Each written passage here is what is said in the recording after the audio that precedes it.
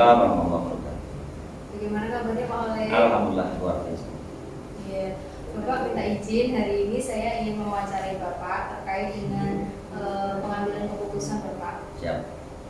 Iya Bapak, yang pertama bagaimana cara Bapak mengidentifikasi kasus-kasus yang merupakan dilema etika atau rujukan moral? Baik, setiap kasus yang kita alami pasti seperti pertanyaannya. Tetapi cara mengidentifikasi masalah tidak cukup dengan melihat satu sisi. Jadi harus melihat banyak sisi. Sehingga tidak bisa dari satu pelapor tanpa dikonfrontasikan, artinya melihat sisi yang lain. Kemudian, bagaimana sih Bapak menjalankan pengambilan keputusan di sekolah, terutama untuk kasus-kasus di mana ada dua kepentingan yang sama, Pak? Ada dua kepentingan yang sama-sama benar. Sama-sama bagus, sama-sama harus segera, tetapi ketika aspek kebutuhan itu terkadang di lapangan butuh kepentingan tetap didahulukan. Sehingga sama-sama orang penting, tapi yang paling penting itu di antara dua, kok sama-sama terpenting, cuma waktu yang harus segera diselesaikan yang mana dulu. Itu butuh keberanian. Baik Bapak, berarti Bapak melihat yang pertama kepentingannya dulu, kemudian melihat dampak ke belakangnya seperti apa, diambil yang dampaknya yang paling kecil ya Pak. Oke.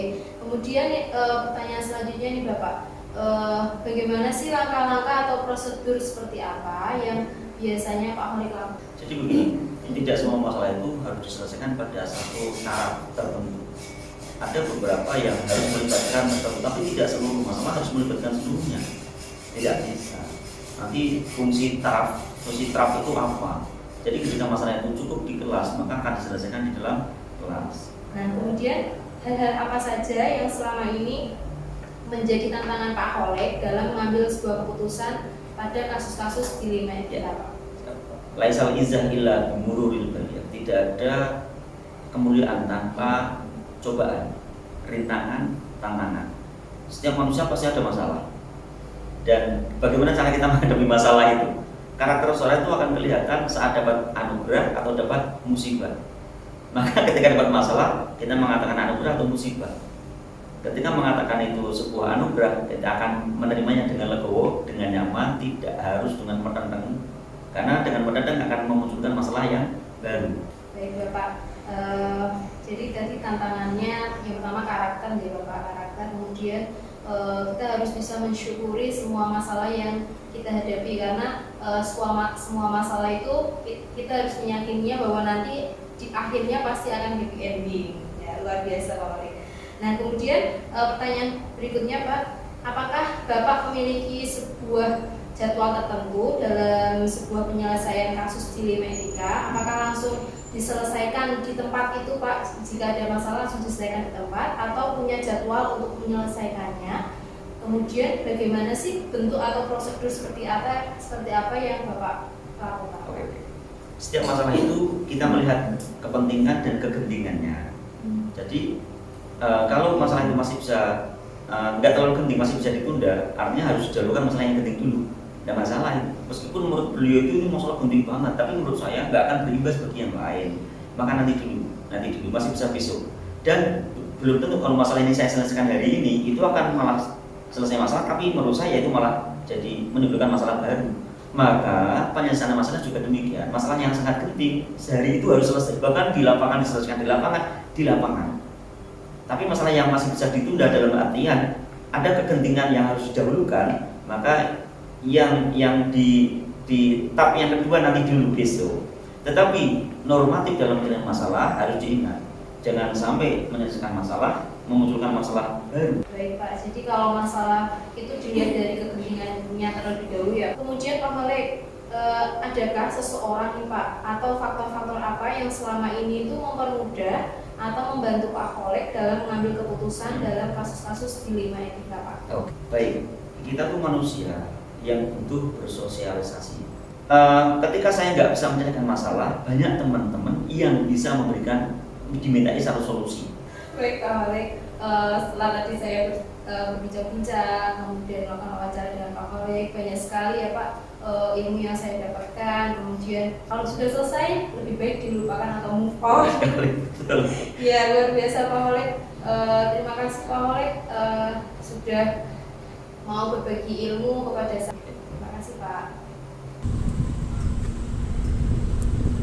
Assalamualaikum warahmatullahi wabarakatuh, Bu Umi. Waalaikumsalam warahmatullahi wabarakatuh, Bu Aina. Apa kabar hari ini, Bu Umi? Alhamdulillah baik, Mbak Aina juga sehat. Alhamdulillah sehat, Bu Umi.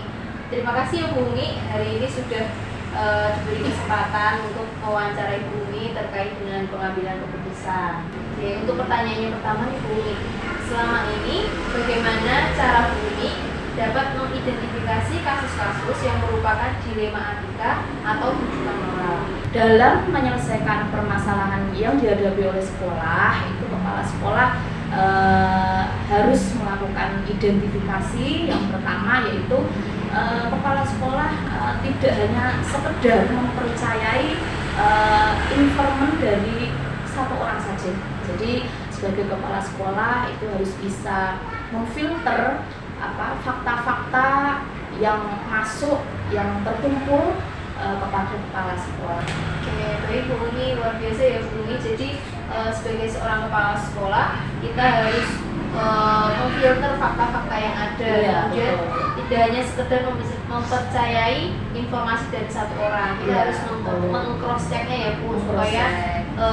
apa yang informasi yang kita peroleh itu tidak salah. Iya, betul. Ya, baik Bu Umi. Kemudian nih Bu Umi, bagaimana Bu Umi menjalankan pengambilan keputusan di sekolah, terutama untuk kasus-kasus di mana ada dua kepentingan yang sama-sama benar atau sama-sama mengandung nilai-nilai kebajikan, Bu? Dalam pengambilan keputusan ini dilihat dari karakter permasalahan, yang mana permasalahan itu memiliki karakter keanekaragaman jenis masalah yang berbeda. Ada masalah di sekolah yang cukup bisa ditangani oleh kepala sekolah, kemudian bermusyawarah kerjasama dengan bapak ibu guru dan staf yang ada di sekolah, bisa ditangani secara internal seperti itu, karena permasalahannya mungkin kecil, tidak terlalu besar seperti itu. Tetapi kalau karakter dari kasus atau masalah itu mungkin sedang atau tinggi, nah ini perlu kita melibatkan itu tadi, ada komite orang tua, kemudian pemangku kepentingan. Kita juga tidak lupa karena mempunyai sistematika birokrasi, maka saya juga selalu meminta pertimbangan-pertimbangan dari atasan saya, misalnya sebagai pengawas kita.